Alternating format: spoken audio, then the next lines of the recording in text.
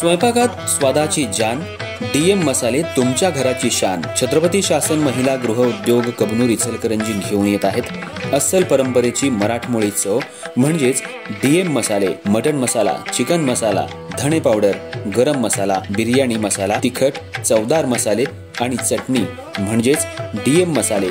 तर आजच आपल्या जेवणाची रंगत वाढवण्यासाठी केमिकल विरहित डीएम मसाले, गृहिणींच्या मनातले मसाले आणि चटणी अवश्य वापरा। डीएम मसाले महिला बचत गटाद्वारे करणारे स्वच्छ माफक दरामध्ये म्हणजेच डीएम मसाले। संपर्क दिव्याताई मगदूम, मोबाईल 91 30 80 22 55।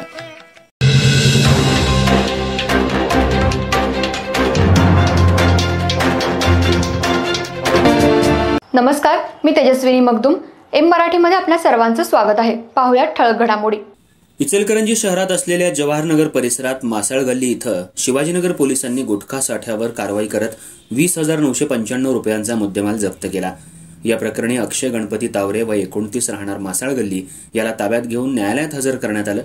त्यावेळी न्यायालयानं 2 दिवसांची पोलीस कोठडी सुनावली आहे। शासनानं गुटखा, पान मसाला, सुगंधी सुपारी आणि तंबाखूजन्य पदार्थांवर घातलेल्या बंदीनंतरही शहरात अनेक ठिकाणी त्यांचा साठा करून विक्री करण्याच्या प्रमाणात वाढ झाली आहे।